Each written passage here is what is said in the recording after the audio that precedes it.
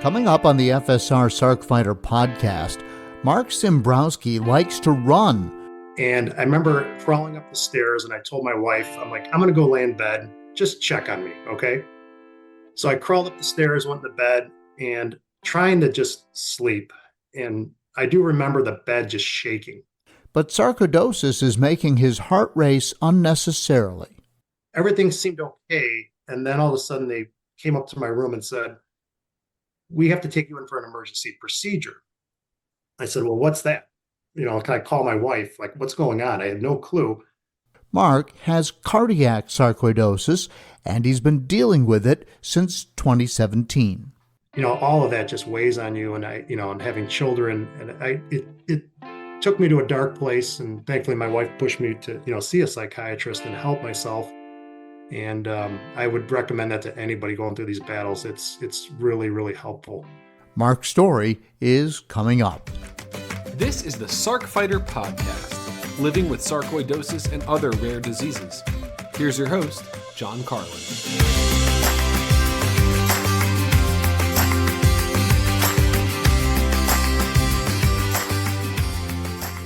Hello, this is episode 107 of the FSR Sarc Fighter Podcast. I'm your host, John Carlin.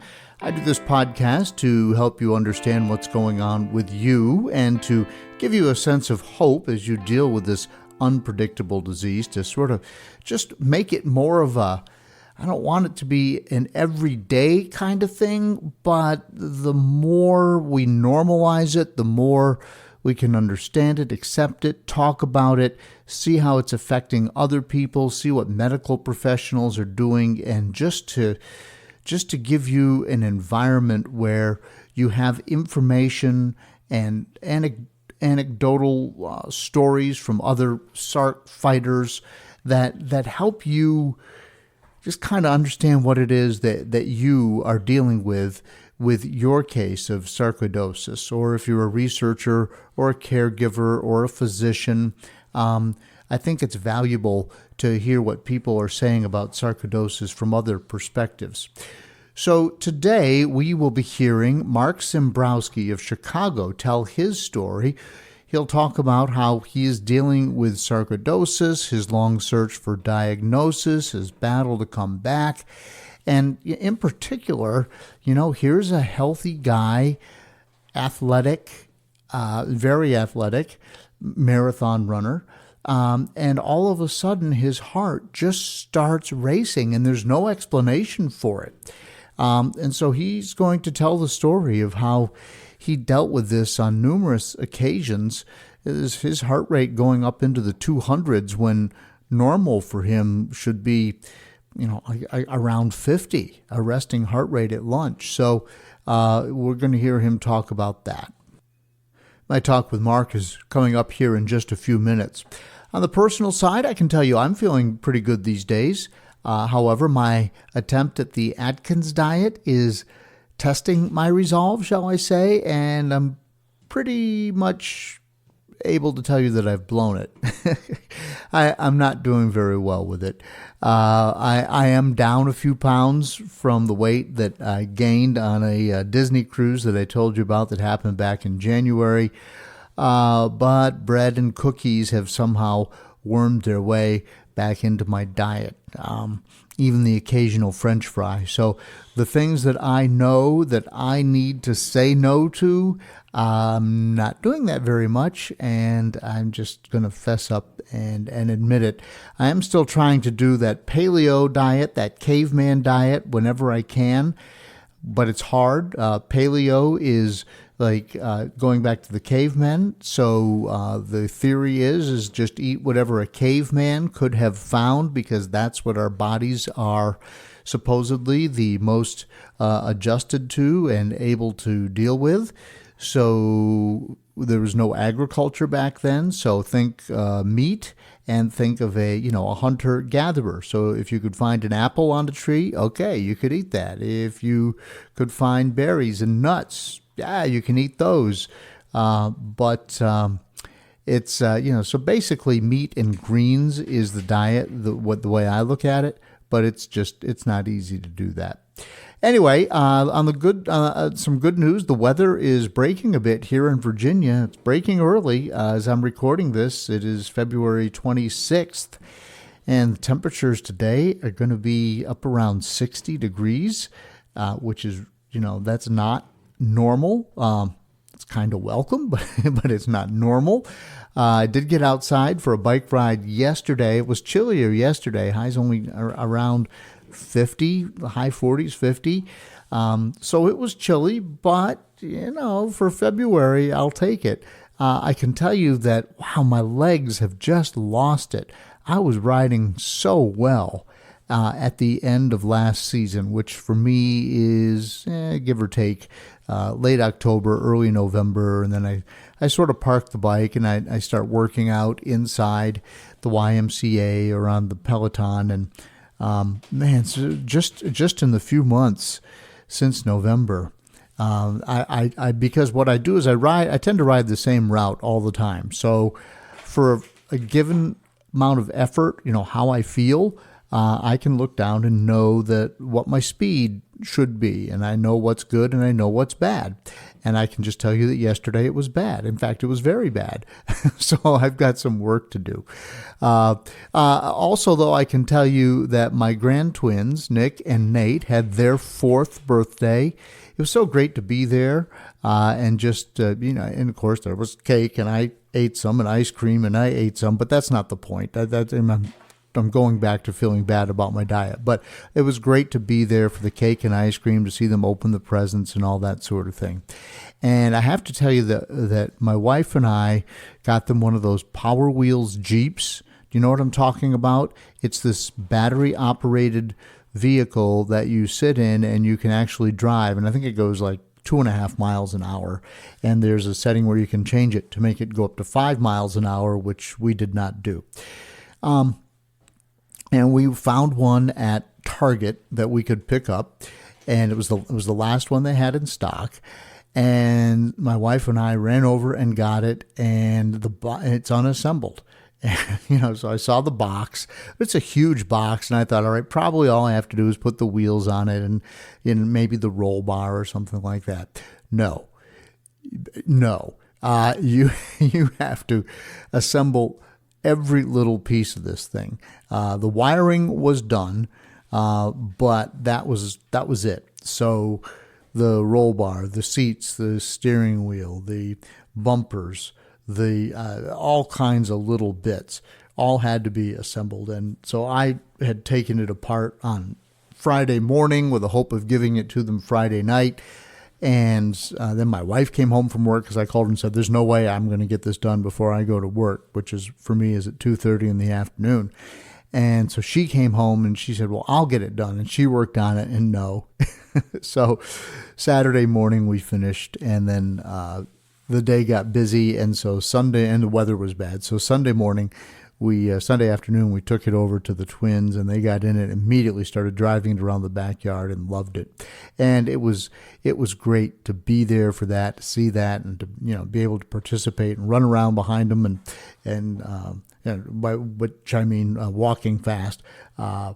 But getting video on the cell phone, and just having, being there for the moment. So that was a nice little family development. And like I say, the tagline for this is "Keep Fighting," right? And for the podcast, and for me, that means keep fighting to do the things that I love to do, and keep fighting to be there, and keep fighting to keep sarcoidosis at bay in my own life, and then, of course, with the podcast and in the lives of others as well. So before we get to Mark's interview today, I just want to give you a couple of sarcoidosis-related updates on the world front. First of all, FSR held the first patient advisory committee meeting of the year. A lot of exciting stuff in the pipeline for 2024. I'm not really at liberty to talk about things yet, other than to say that I know that there is another gala coming this year. If you remember last year, there was a big one in Washington, D.C., and there will also be another summit. The dates and topics still to be determined. But they are coming. Also, I can tell you that Sarcoidosis Awareness Month is in April, as it always is, and Sarcoidosis Awareness Day is April 13th. And the theme for the month this year from FSR is Say Sarcoidosis. Yeah, in other words, just say sarcoidosis. The more people who hear the word, the more the world will be aware of the disease, the easier it will be to tell the sarcoidosis story. It's a hard word to pronounce. It's something people haven't heard of, and we want to change that, right? So say sarcoidosis is the theme for Sarcoidosis Awareness Month this year in April. And so I got to say, that's kind of what we do here on the Sarc Fighter Podcast, right? We say sarcoidosis a lot. Speaking of that, Sarcoidosis News is reporting a new finding from a study in Denmark. It's basically saying that people with Sarc are more likely to develop venous thromboembolism, VTE. And I want to tell you a little bit more about this. It's reported by Andra Lobo, PhD, and the study was published in a medical journal called Chest. And let me tell you the findings of that study. So here's a quote from the study. It says, "Our findings highlight the importance of increased awareness among physicians of VTE among patients with sarcoidosis. The study, which was called Long-Term Risk of Venous Thromboembolism and Sarcoidosis, a nationwide cohort study published in Chest, also highlights the importance of preventing these events in high-risk patients such as those with sarcoidosis." Then it goes on and it describes what sarcoidosis is, an inflammatory disease that leads to small clumps of immune cells called granulomas, which you probably know by now, in various tissues and organs, often the lungs and the lymph nodes, and affecting their function. And it says that chronic inflammation can be considered a risk factor for VTE by raising the probability that blood clots will form. Well, VTE, and now I'm reading again from the report, VTE includes deep venous thrombosis, when the blood clot forms in a deep vein, commonly in the legs, and pulmonary embolism, a potentially life-threatening complication of deep venous thrombosis that occurs when a clot detaches and travels to the lungs. However, and this is a quote, "Unlike other inflammatory diseases, including lupus and rheumatoid arthritis, data on the risk of VTE in sarcoidosis are sparse," the researchers said. So data on the characteristics, treatment, and prognosis of patients with sarcoidosis developing VTE are also lacking. But they went on to do a study that included more than 14,000 adults with sarcoidosis and no history of VTE, and they were included and matched with almost 60,000 people from the general population. And there's a lot of data in here that is all related to the qualitative and quantitative versions of the study. But the bottom line is sarcoidosis patients who developed VTE also had a higher prevalence of heart failure, diabetes, chronic kidney disease, chronic obstructive pulmonary disease, and liver disease. And they did have a lower prevalence of peripheral artery disease, a circulatory problem in which narrowed arteries reduce blood flow to the limbs. So despite substantial differences in clinical characteristics between VTE patients with and without sarcoidosis, the 3-month mortality rate between the two groups was similar. Nevertheless, the 3-month mortality of about 10% following VTE underlies the importance of preventing these events, especially in patients at a high risk of VTE, which may now also include individuals with sarcoidosis. And so I think the bottom line, the takeaway from this is that if you have sarcoidosis, you are more likely to develop VTE, and that's something that doctors should be on the lookout for. And if I were to say any more than that, I would totally be out of my depth with respect to the clinical side of all of this. So I'm going to leave it at that, but I will put a link in the show notes And for those of you who are more clinically inclined than I am, if you want to take a deep dive into it or you want to print it out, take it to your doctor and say, hey, I saw this, I heard about it on the Sarc Fighter podcast, and I just want to make sure that that you're aware of this study, and and to tell me if I'm a candidate or if there's a reason for concern or if there might be down the road. So there it is. All right. I hope you're enjoying the Sarc Fighter podcast. I appreciate you being here. I also want to ask you to help me reach out to more people so FSR can be as effective as possible with the podcast, and it helps me reach more people and grow the show. If you share it on your social media, share it with your friends, you'll get a link whenever there's a podcast, and just ask other people to subscribe to the podcast, and let's hear more people say sarcoidosis. All right. Coming up, Mark will be sharing his sarcoidosis story. Like a zombie, just feeding and stumbling.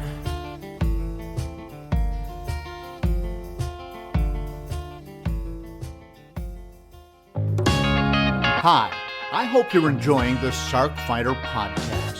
You may be wondering, what can I do to help? How can I be a part of the sarcoidosis solution? It's simple. Make a donation to KISS, Kick In to Stop Sarcoidosis. 100% of the money goes to the Foundation for Sarcoidosis Research. Look for a link in the show notes of the Sarc Fighter podcast. Welcome back to the FSR Sarc Fighter podcast. Joining me now is fellow Sarc Fighter Mark Simbrowsky. Mark, thanks for joining me today. Yeah, thanks for having me on this morning. Appreciate it. So you are feeling pretty good these days, but tell us a little bit about your history with cardiac sarcoidosis. Sure. I was first diagnosed back in 2018 with cardiac sarcoidosis. It's an interesting story how I got there, and that's really what I want to talk about. I had been an avid runner my whole life, having run 7 marathons, and continued that, to this day. But back in 2017, I was actually in my own house and running on a treadmill. And after about 5 minutes of warming up, something kind of clicked and I just felt really odd. And I remember crawling up the stairs and I told my wife, I'm like, I'm going to go lay in bed. Just check on me. Okay. So I crawled up the stairs, went in the bed and trying to just sleep. And I do remember the bed just shaking. And I couldn't figure out, like, why is the bed shaking? I'm not in an earthquake zone. I'm not in California. And I just kept pushing through and just trying to fall asleep. And I couldn't. And I was maybe slightly out of breath, and the bed was, like I said, vigorously shaking. So I have like a blood pressure cough. So I went and like, well, maybe my blood pressure is out of whack. I went down, I put the blood pressure cuff on. Blood pressure was normal, but then I saw like a flashing light, and it was for an elevated heart rate. So it said 220. So I was having an SVT. So I'd been at 220 probably for about 3 hours. And I decided I live about 2 blocks from a hospital. So I told my wife, like, I'm going to go get checked out. Something doesn't feel right. So I actually drove myself to the hospital, which was dumb. Don't ever do this. I drove myself there and went in the emergency room, and then, they admitted me. They put they did an EKG and they tested my heart rate, and they're like, oh yes, you're having an SVT. So there's a couple procedures they can do. The first procedure they try to do is, I think it's called a vagal procedure, where they put you on the hospital bed and they tip your toes to the air and you blow into a tube. And I guess if you do that the proper way, it puts pressure on the vagal nerve, if I get this correct, and that sometimes can reset your heart. So they're like, we're going to try this. So they did it once. My heart was still racing. So let's do it again. So I did it again. Thankfully, it reset, because they said if that didn't work, then they were going to inject me and stop my heart to reset it. So then the ER doctor comes in and says, you might have some heart damage. You've been at this heart rate for too long. We see there's some proteins or something that are emitted during a heart attack. So they didn't know what was wrong with me. I just had an elevated heart rate called an SVT. So they kept me overnight. They ran every test. I did like a stress test where you go onto a treadmill. I'm sure some people have had this in their life just to test out their heart.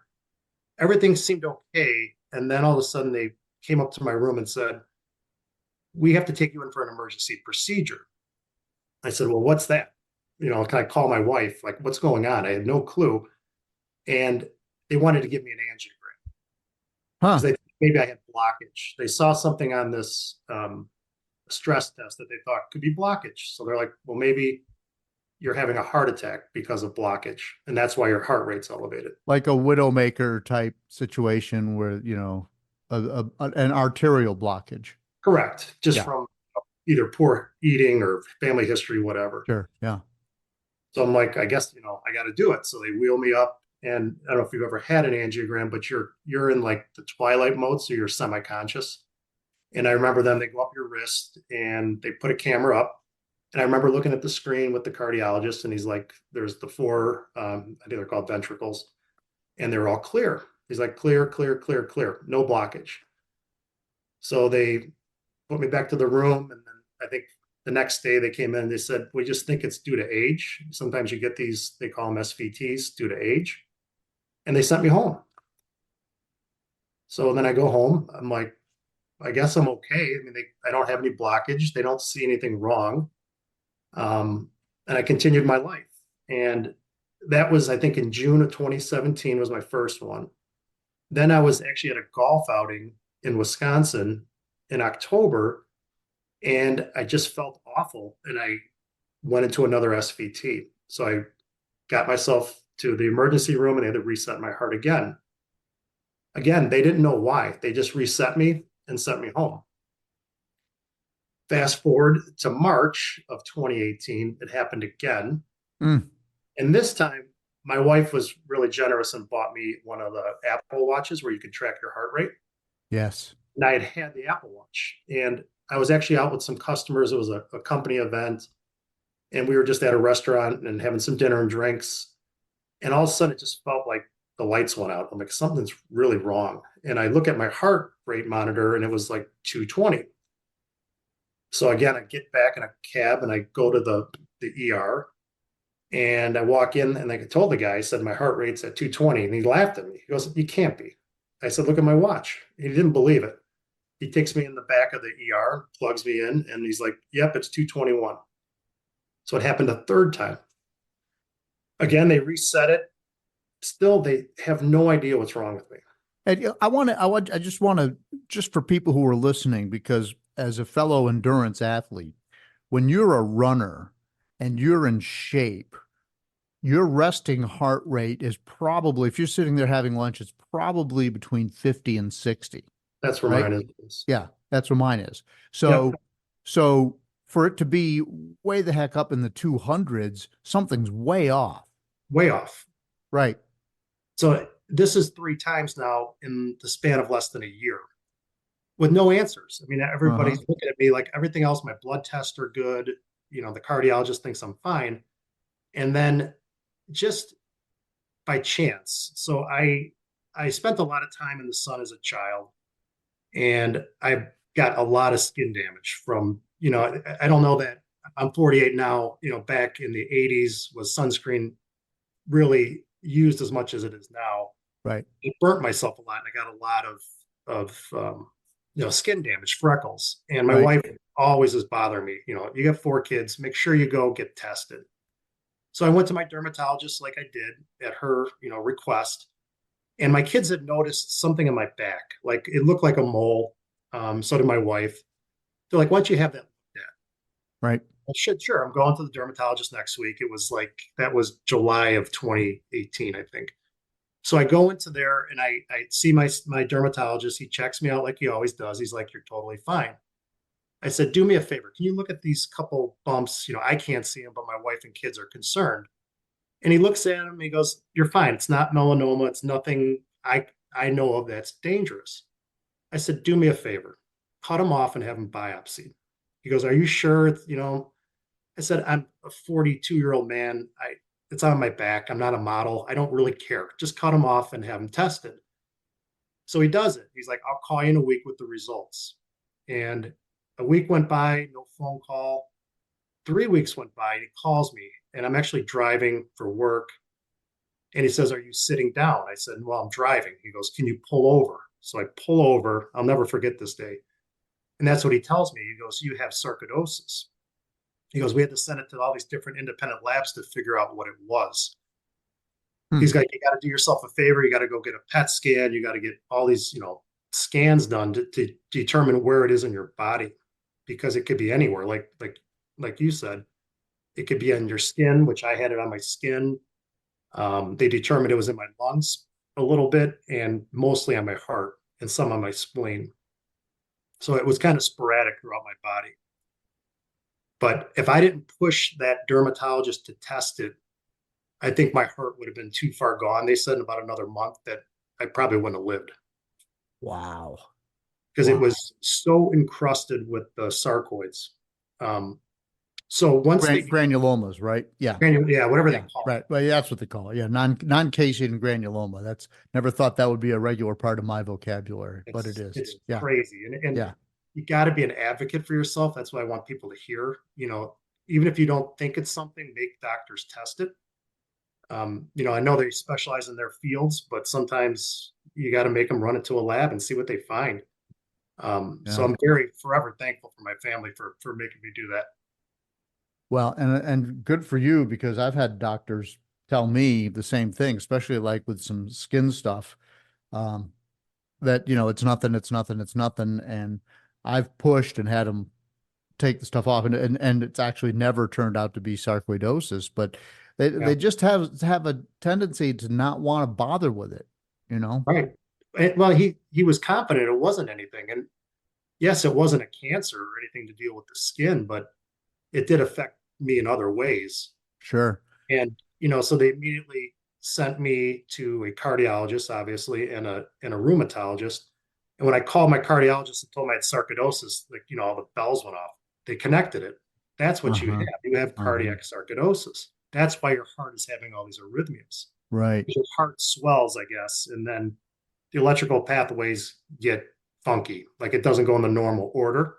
It'll short circuit because the swelling causes it to short circuit.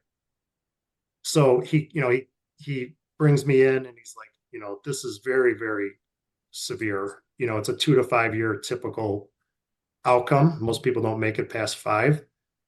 He's like, we hope we caught it early enough, but we don't know. So they had tested my heart, and my fraction rate was like 40, which is borderline non-functioning. It's very low. Huh. So that's why I was super tired all the time. I was getting dizzy. It was very scary. So then I went to a rheumatologist, and they put me on some medications to suppress the swelling, like a prednisone, and an anti-rejection drug to keep my body from trying to kill itself. And those 2 drugs took years. But was that Imuran, azathioprine? I was on Imuran. I'm still. Yep. So they put me on a high dose of Imuran and prednisone. Prednisone was the short-term thing, just to get my heart to shrink because it was so swollen. But the combination of those 2 things over years really brought me back. It was a struggle for a few years. They actually were so scared after my diagnosis. My cardiologist sits me down. I think my wife was there too, and says, we really should put in a defibrillator, because if you keep having these arrhythmias, you could just drop and die. You could be on an airplane. What are you going to do? You could be home alone and you have it. What are you going to do? And again, I kind of fought it. I'm like, I don't want this device in my chest. It seems so annoying. But it was, again, the smartest thing I ever did. I went and had it put in. Well, actually, I take it back. They wanted to do an ablation to try to stop the arrhythmias. But they said when they went in to do the electrical mapping, this is fascinating to me, but they somehow bring you in the ER, they put you under, and they electrically map all the pathways in your heart. And that's so there's 2 types of cardiologists. There's they call them the plumbing guys and the electrical guys. So the plumbing guys are the guys that do the stents and clean out your arteries. And then the electrocardiologists figure out the electrical pathways. So they went in to do what's called an ablation. So people that have AFib out there have probably had an ablation because it stops that short circuit in your heart. They went to do that to try to stop me from having these arrhythmias. But when he went in there, while I was under, I think he went and talked to my wife and said, "There's so much Sarc or granules, whatever that word is, Granulomas. Yep. granulomas on your heart. If we cut one, it'll just go somewhere else. So like we want to put in a defibrillator just to protect him." So I think it was like an 8-hour procedure. By the time it was all done, they trigger arrhythmias in your body and then paddle you back, and then they map that, and then that's what they would cut. But for me, they couldn't. There was too many, so they said, "Let's just put in a defibrillator and hope you get better from the medication." So they put the defibrillator in me, sent me home the next day. It's a crazy process. That goes up your leg through an artery, and it's almost like outpatient. You're there less than 24 hours. They put it in, they fish wires to your heart, and it's actually, you can see me. I don't think the people on the air can, but it goes up on like the top of your chest. It's like the size of like a little cigarette box. And they put that in there. The battery lasts like 10 years. So they put this device in me. And then my wife and I and kids went to a farm in Virginia. I think you said you're from Virginia. I am. We were very remote. We were just outside DC in Leesburg. Mm-hmm. And he's got a farm. And we spent Thanksgiving there with our kids and had a great time. And I was actually going to pack to leave. Now I've had this defibrillator put in 2 months, maybe max. And I'm walking down the stairs to go to the car. And I just remember carrying the luggage. I got out of breath and I sat down, and it felt like somebody hit me with a baseball bat. And it took me a minute to figure out what happened, but the defibrillator had shocked me. I was at 330 beats a minute. Right. 330. 330. And I guess I'm not a doctor, but I if you get some of these weird arrhythmias, I don't think CPR could save your life. I think you have to have a shock, is what I've been told. So if I didn't have the device in me, I don't know that, it's such a remote farm. I don't know that somebody could have got there in time to save me. Yeah, that's horse country up there. Was it a horse farm by any chance? Yeah, he's got horses and cattle and stuff. Yeah. Okay. Yeah. Real pretty. But it's very, you can't find a hospital for like 30, 40 minutes or right. ER or something. Right. You're not that far from DC, but you're out in the country pretty good. Correct. It's great, for miles to get there. So, yep. So it was, I get the shock. I go crawl back in the house, and I remember we called my cardiologist. He said, "How many shocks did you get?" Thankfully, I only got one, but there's people that it'll continue to shock and shock until it corrects it, and it's very painful. But I just got one. It reset it back to normal, and then we ended up driving home the next day. And I went and saw my cardiologist, and they with this defibrillator, they can connect to it through your skin through like this device. And he said, "Yeah, you had a ventricular tachycardia, which is the deadly one. That's the bottom, the pump of your heart, the bottom. AFib is the top. So I guess AFib won't kill you necessarily, but it can give you a stroke because your blood can clot in your heart.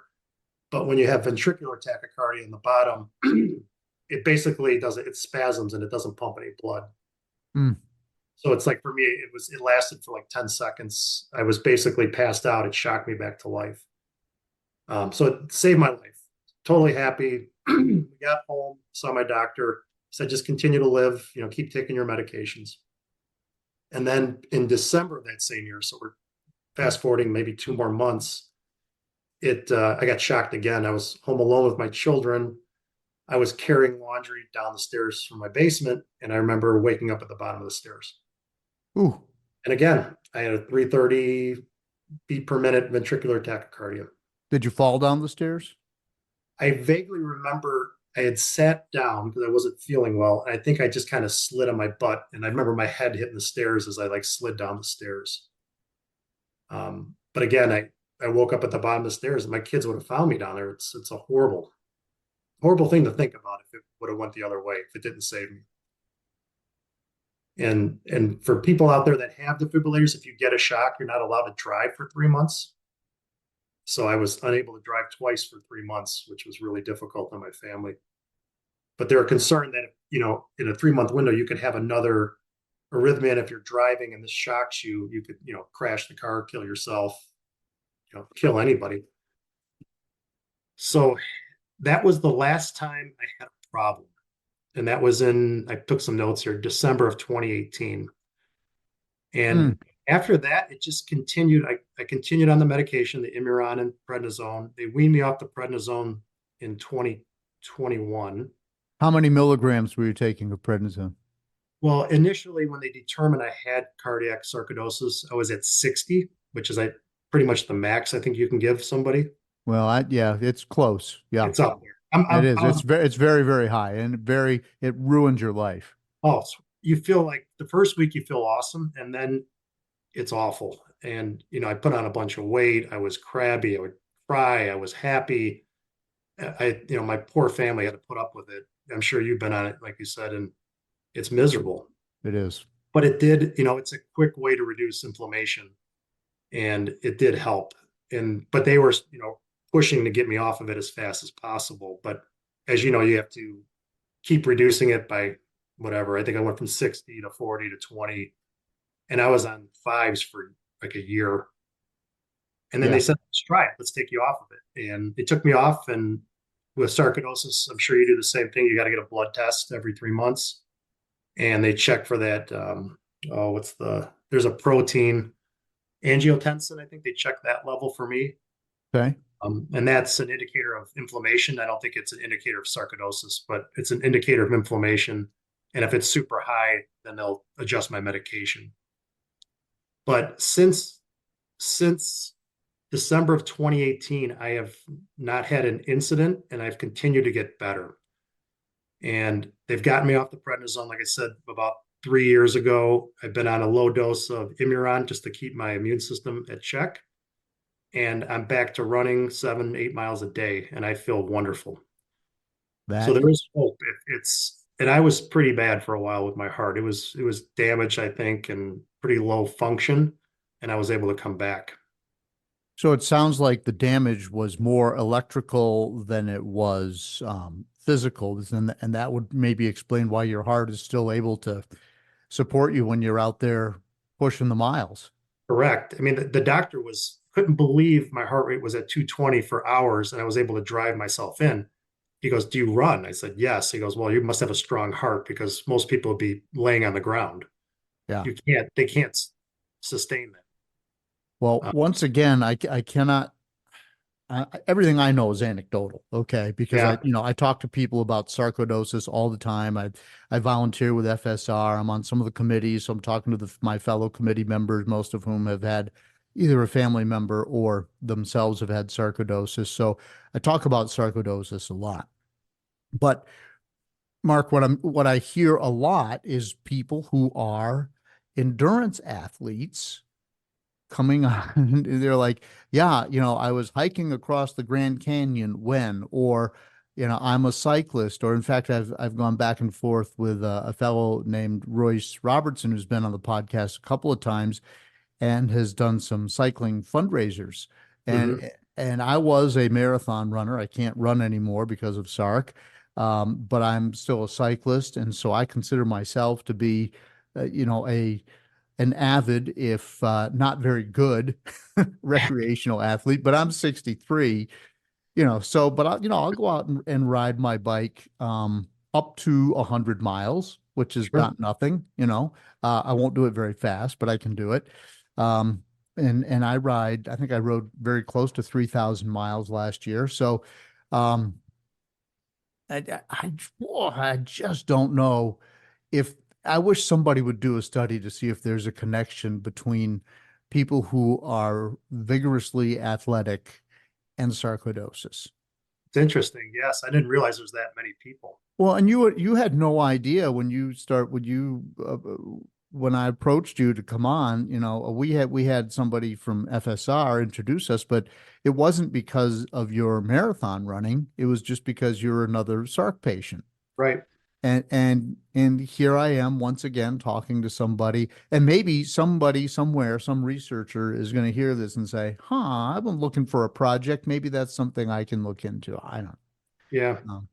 The other thing I would really strongly suggest to people, for me, even bigger than the physical part of this whole thing, for me, was the mental. I struggled with mortality after you give you this diagnosis. And, and after I got the diagnosis, my wife and I, obviously we have a lot of children. We said, well, maybe we should up my life insurance. And it really hit home when the life insurance company says, we're not going to insure you anymore. So you can have what you have, but we won't give you more, and that's saying that they've run the numbers and, your life expectancy is not there. So that, Mm-hmm. all of that just weighs on you. And and having children, and it took me to a dark place. And thankfully my wife pushed me to, see a psychiatrist and help myself. And I would recommend that to anybody going through these battles. It's really, really helpful because it takes a toll on your family. I feel bad sometimes of what I, put my kids and wife through. Well, I tell you, you're not the first person to go on prednisone and have issues, especially with your moods. Yeah. They at work they called me Honest John because I would just tell people exactly what I thought, which isn't always the best thing. And I might have even added to it a little bit, So, and I'm sorry, my dog is barking in the background. But so you went through that as well. You were kind of right out there with your opinions and Yeah. irritability. I don't know that bothered my wife and kids that much because I think they understood that part of it from the medication, but it's the thought of with cardiac sarcoidosis, it's weird. It's hard to explain, but you feel good. And all of a sudden you'll climb the stairs and the lights go out. It's like an instant, you don't get enough oxygen to your brain and you just feel like you're going to pass out. You have no control. I couldn't formulate like a sentence and you go into like a self-preservation mode. Like I would just not care about my kids or whatever's going on around me. I'm just worried about surviving. And it just turns on a switch. It's really hard to explain to people because it's not like a long-term illness where you start to feel worse and worse. You'll be perfectly fine. And all of a sudden you feel like you're going to die in seconds. And it's scary because you don't know, like the cardiologist told me, he's like, you don't know when it's going to happen. There are no triggers. Stress can trigger it, but you could be sleeping, you could be walking, you could be talking. There's no correlation. It could just happen at any time. And for the times I had it, it was mostly physical. Like twice I was lifting something or carrying something, but the other time I was just sitting with some coworkers at a restaurant having dinner and it triggered it. So there's no rhyme or reason. So it's a scary way to live where you don't know when it's going to happen or if it's going to happen. So that just weighed on me so much.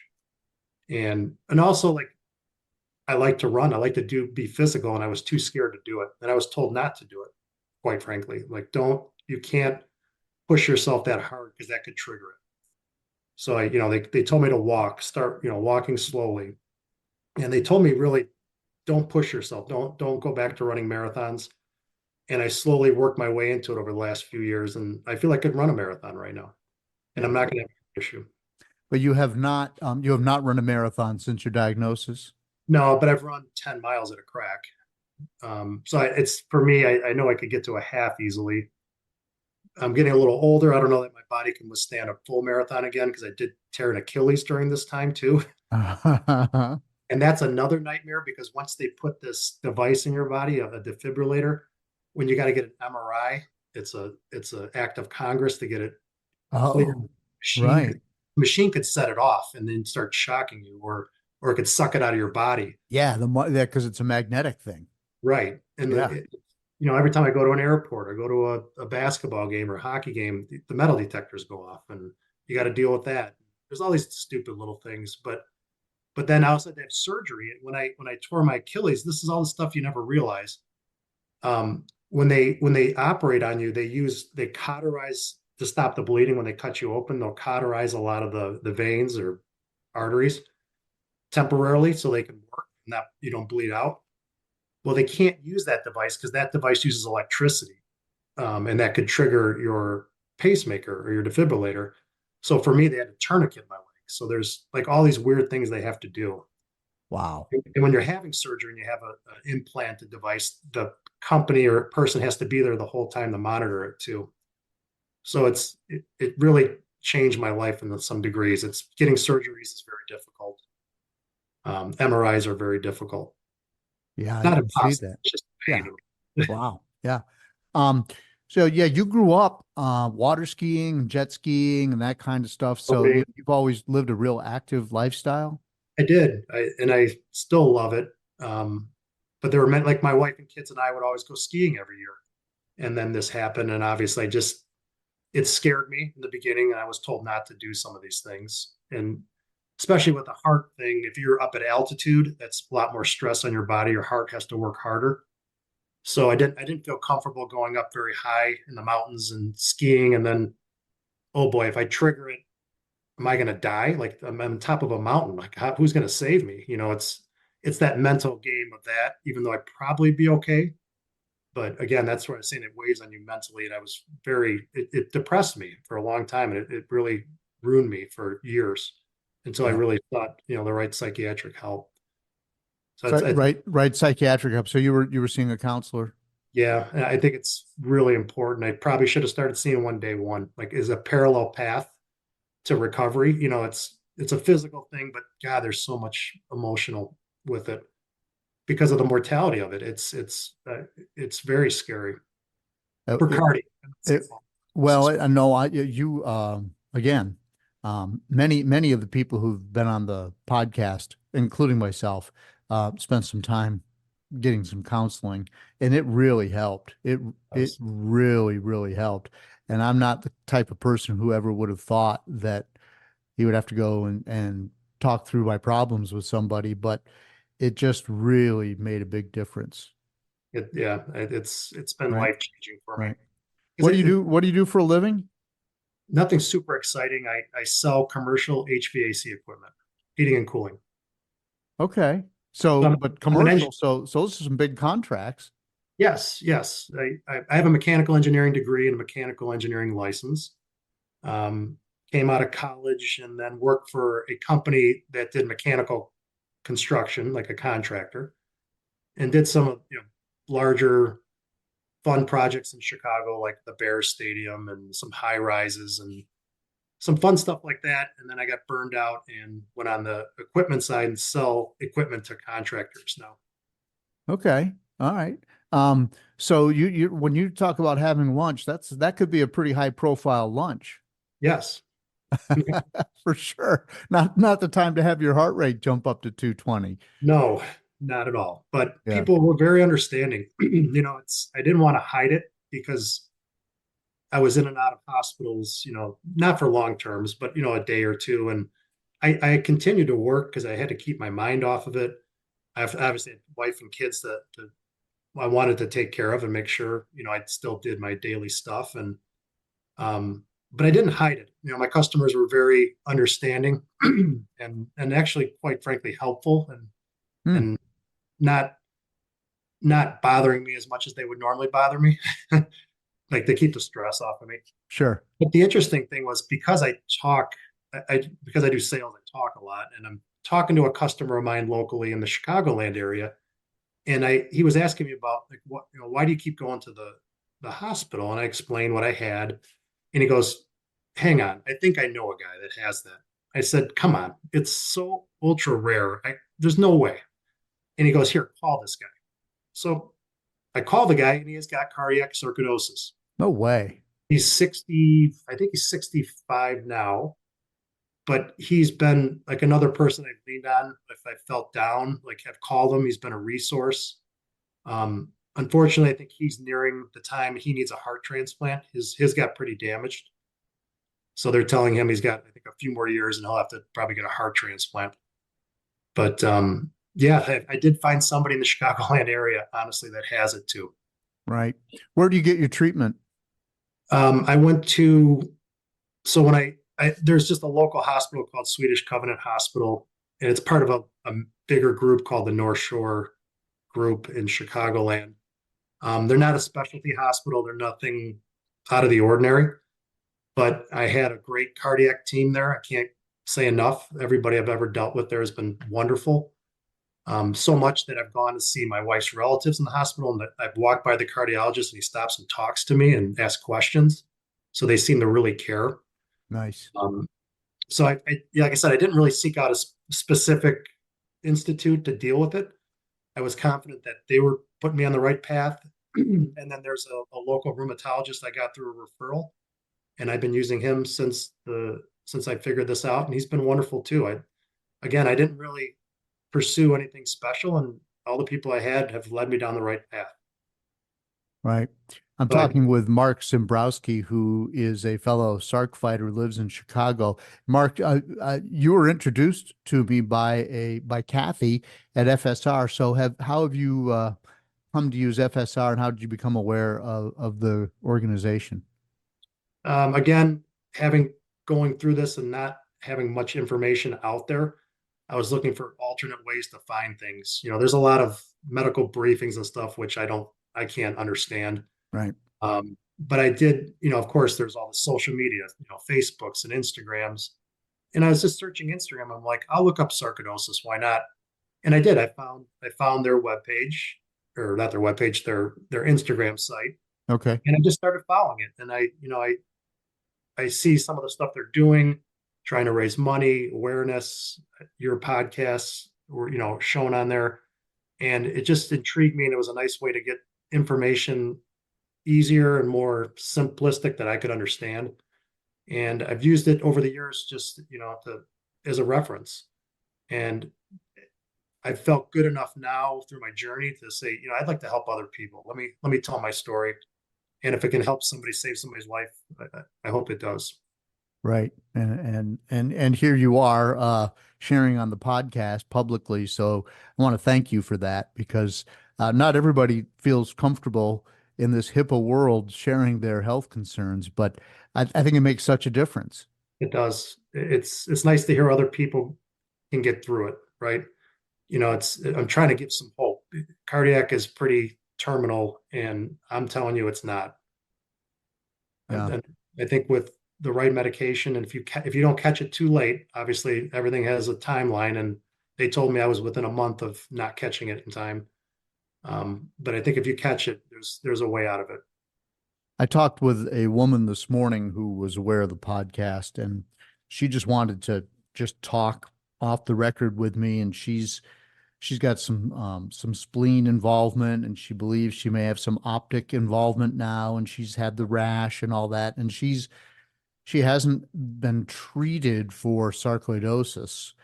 And I told her, well, you probably want to get on that, because who Yes. knows where else it is. And sarcoidosis can cause blindness. Yes. And I said, you don't want to wait.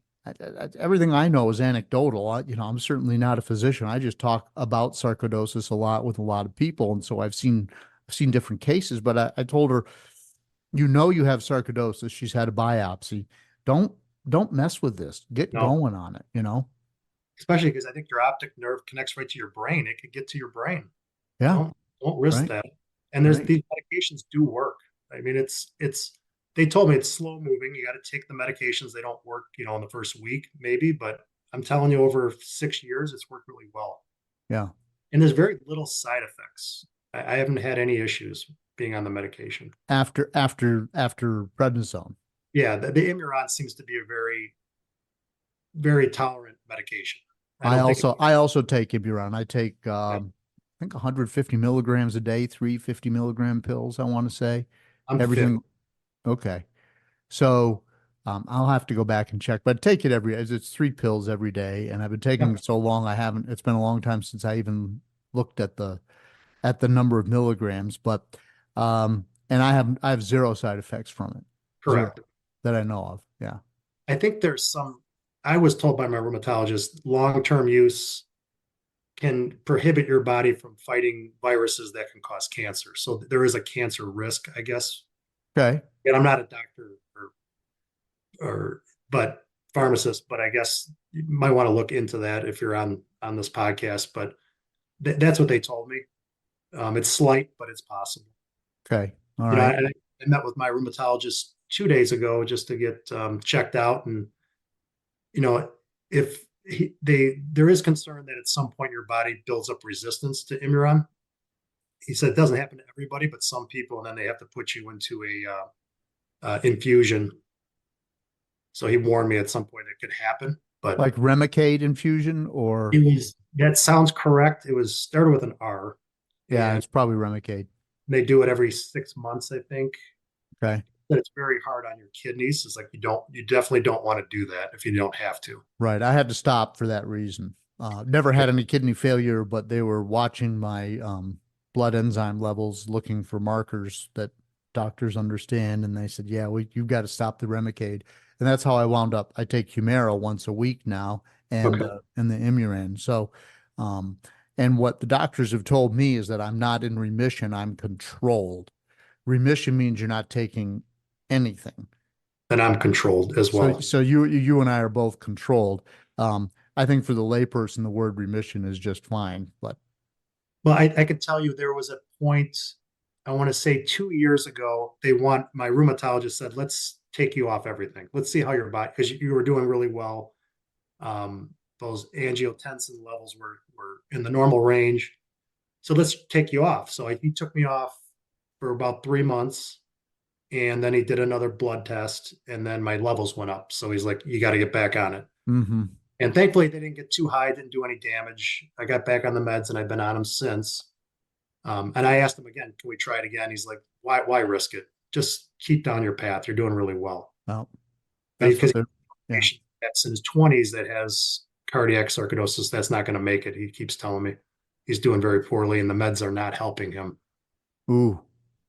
I'm not sure why.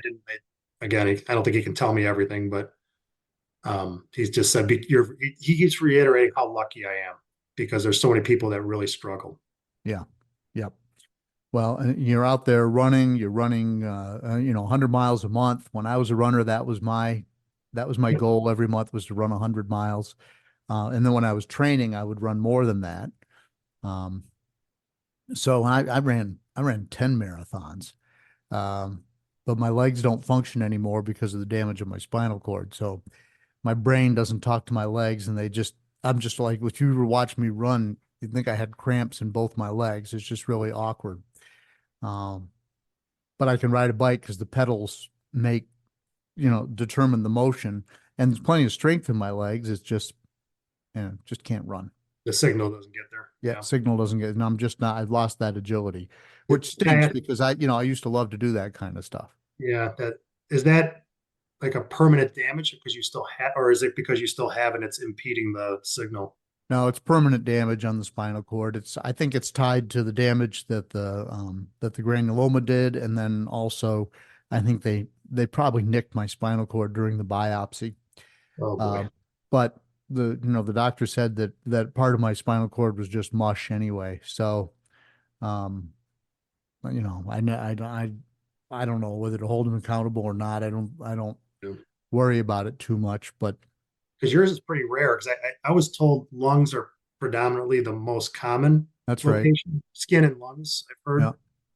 And I think that there's a comedian from Chicago, Bernie Mac, that died of cardiac sarcoidosis. Mm-hmm. Not cardiac, I'm sorry, lung, pulmonary sarcoidosis. Mm-hmm. And who else?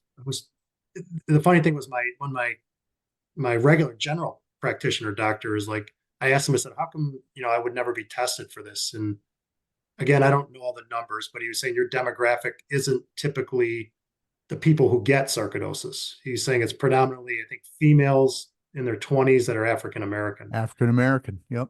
And I'm Caucasian in my 40s and a male. So they're like, we would never test you for that. But Yep. maybe they need to change their demographics. It could be anybody. Right. Well, that's what we're trying to do is make doctors more aware and to be thinking sarcoidosis sooner, because everybody has issues being diagnosed because they're just not looking for it. There's 200,000 people total in the United States who have it, give or take. Yeah. And cardiac and neurosarcoidosis are among the rarer forms. So it's just not something that they would go looking for first. Right. And again, that's like, I was an advocate for myself and I found it, thankfully. Yep. And that was such an interesting case. I got a lot of good stories that came out of this, but my cardiologist had a resident with him that had been attending to me throughout all this. And they actually used my case without my name as their like research paper to graduate because they thought it was so unique. And this is another unique thing. Every doctor I saw asked me, this is really bizarre, but do you have a picture, or can I see that sample of your skin sarcoidosis? Because none of these doctors learn about it in school, but they've never seen it up Uh-huh. close. And it's kind of a weird thing, but the doctors want to see what it looks like. Like, Sure. can I see your biopsy? I'm like, I have no idea where that went, but it resides somewhere. Right. But they're all fascinated by it because they've never seen it, which is not comforting, because you hope what you have, they know what to do with. And in my case, they've never dealt with this. Yeah. Yeah. Well, Mark, look, thanks for sharing your story here on the podcast today. I really appreciate it. I wish you the best, and hope you get out there and log a few more miles, maybe another marathon someday. Who knows? I will. And hopefully I can run one for sarcoidosis. I know they seem to do them once a year to raise money and awareness. They do. They do. Maybe I'll do it in Chicago and try to raise awareness here. Oh, that'd be awesome. Well, if you do, let me know, and we'll have you back on the podcast. You don't have to do the full guest, but I've got another guy, Royce, who raised some money bike riding last year. And if you do some fundraising, let me know. We'll get you back on here, and you can let people know what you're doing, and they can contribute to your cause. Wonderful. I appreciate it. Great. All right. Thanks for joining me. Thanks. Have a great day. I feel like a zombie, just feeding and stumbling.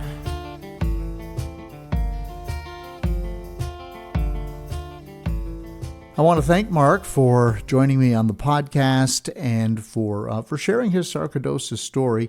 And on the day that he joined me, he has 4 kids, and it happened to be, I think it was President's Day, so they were home from school, and he had to carve out some time to share that story because he was on dad duty for sure, but he found a way to do it, and I very much appreciate that. And once again, I just have to marvel at the fact that once again, out of the blue, and Mark was recommended to me by one of the folks at FSR, out of the blue, here comes a Sarc patient who is an endurance person, right? He's a marathon runner. He was a runner in high school and college. I mean, he's been a runner his whole life.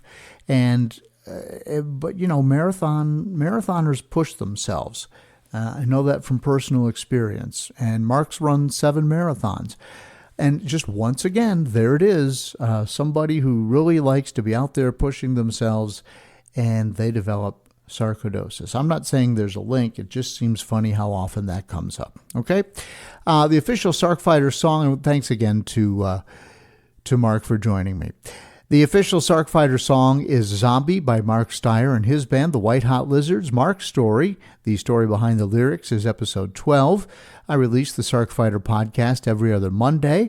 As I'm speaking today, my trusty dog Dougal, my boxer, is curled up in the chair in my office, and my new puppy Shandy, also from the SPCA, is curled up on her bed at my feet. So life just couldn't get any better. And the backstory to the founding of the Foundation for Sarcoidosis Research is in episode 11 with Andrea and Redding Wilson. Don't forget to follow me on social media, the Sarc Fighter or Sarc Fighter. Just Google that. It doesn't come up very often. Facebook, Instagram. I'm on Peloton as Sarc Fighter. And my cycling blog called Carlin the Cyclist has a section called Cycling with Sarcoidosis. Also, if you are new here and just trying to figure out what Sarc is, go back and listen to episode 2 with Dr. Simon Hart. It's kind of like a primer, Sarcoidosis 101, if you will. And then my sad story is episode 1. If you'd like to let me know what you think of the podcast or appear on the podcast, please send me an email. It's in the show notes, carlinagency@gmail.com. And until next time, keep fighting. Learn to suffer, you feel pain someday. Learn endurance, your strength will fade away. Dead man walking, trying to keep up the pace. Dead man walking, counting